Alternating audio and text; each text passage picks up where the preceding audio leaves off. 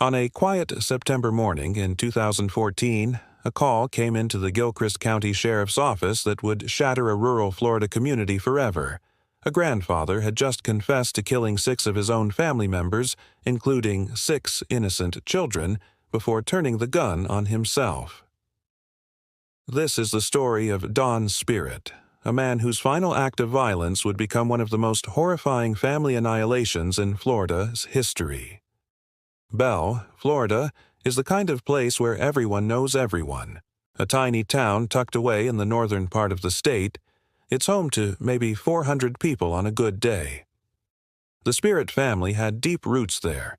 Don Charles Spirit was 61 years old, a construction worker with a weathered face and calloused hands. He'd lived hard, worked hard, and by all accounts loved his daughter Sarah Spirit fiercely. Sarah was 28, a single mother doing her best to raise 6 children in a cramped mobile home on her father's property. Money was tight, but family was everything. Don lived just a stone's throw away in his own trailer, close enough to help with the grandkids, close enough to watch over them all. To neighbors, they seemed like any struggling family trying to make it work. But beneath the surface, something dark was festering. Sarah's children ranged from 2 months old to 12 years. Caleb Kuhlman was the oldest at 12, a quiet boy who loved video games and riding his bike around the property. Kylie Kuhlman, 9, was his shadow, always following her big brother with a gap-toothed smile. Jonathan Kuhlman, 8, was the wild one, full of energy and mischief. Destiny Stewart, 5, had just started kindergarten and was learning to write her name. Brandon Stewart was only 1 year old, still toddling around in diapers, babbling his first words. And then there was Alana Stewart, just 2 months old, barely begun her life. These weren't just names on a police report. They were children who laughed, cried, dreamed, and trusted the adults around them to keep them safe. On the morning of September 18, 2014, Don Spirit made a phone call that would freeze the blood of the dispatcher who answered. His voice was calm, eerily so, as he told them what he'd done. He'd shot his daughter, he'd shot his grandchildren, all of them. He said it matter-of-factly, like he was reporting a fender bender. The dispatcher tried to keep him on the line, tried to understand what was happening, but Don's words were chilling in their finality. Then, before deputies could reach the property, a single gunshot echoed through the phone line. Silence.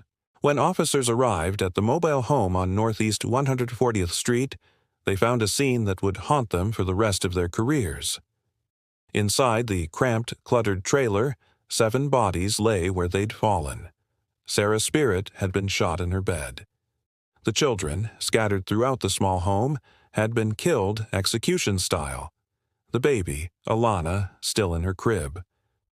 Don Spirit's body was found outside near his own trailer, a handgun beside him, a self-inflicted gunshot wound to the head. The entire property, once filled with the sounds of children playing, was now a crime scene cordoned off with yellow tape. Investigators moved through the home in stunned silence, documenting the unimaginable. As the investigation unfolded, detectives began piecing together the why. What could drive a grandfather to murder his own bloodline? The answer, they discovered, was as disturbing as the crime itself.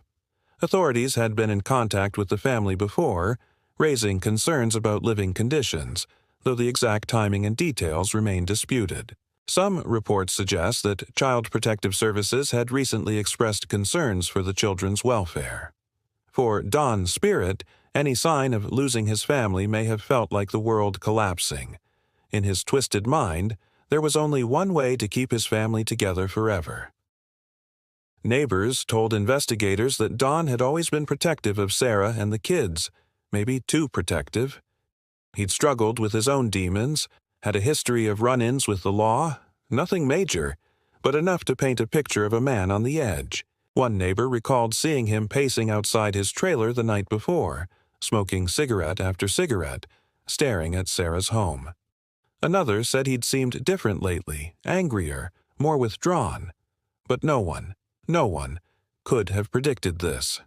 In small-town Florida, you hear about drug busts and bar fights, maybe a domestic dispute here and there. You don't hear about a grandfather methodically executing 6 children because he couldn't stand the thought of losing them. The forensic evidence was as straightforward as it was brutal. Ballistics confirmed that all 7 victims, including Don himself, were killed with the same 9mm handgun. The time of death for the children and Sarah was estimated between 7 and 8 in the morning, shortly before Don made his confession call. There were no signs of struggle, no indication that the children had tried to run. Some were likely asleep when it happened. The coroner's report would later confirm that each child had been shot at close range, most in the head. It was efficient, it was cold, it was final. There would be no trial, no courtroom drama, no chance for justice in the traditional sense. Don's spirit had ensured that by taking his own life. But the community demanded answers. A press conference was held, and Sheriff Robert Schultz stood before a sea of reporters, his face drawn and pale. "This is the worst thing I've seen in my career," he said, his voice cracking. 7 people, 6 of them children, gone because one man decided their fate. He explained that authorities were trying to protect the children, not harm them. But for Don's spirit, help had looked like loss, and loss had looked like the end of everything. The tiny town of Bell, Florida, became a place of mourning.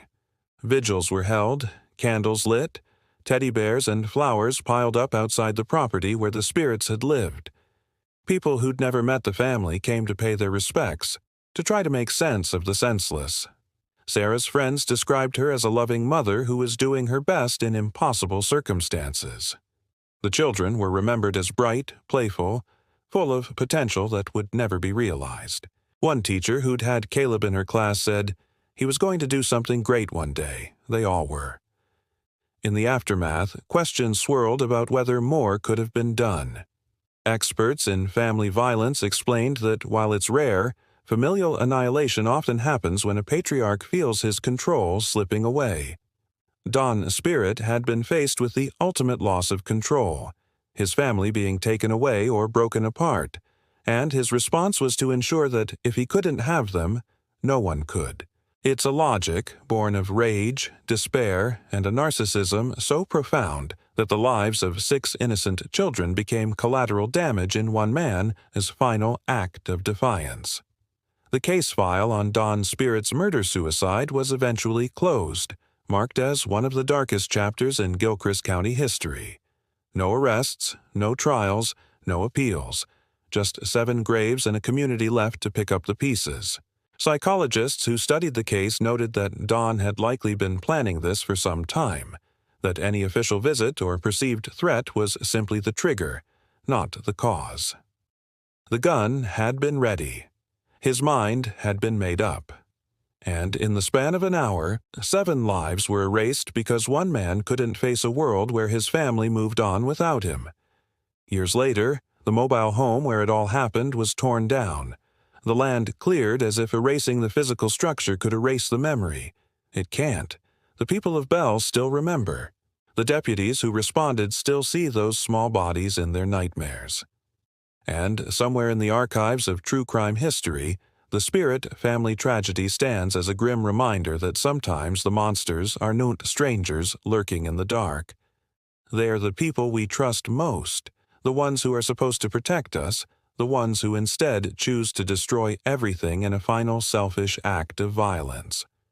When a grandfather becomes a murderer and a family home becomes a tomb, the only thing left to ask is how love can twist into something so unrecognizable, so monstrous, that it destroys the very lives it claims to cherish.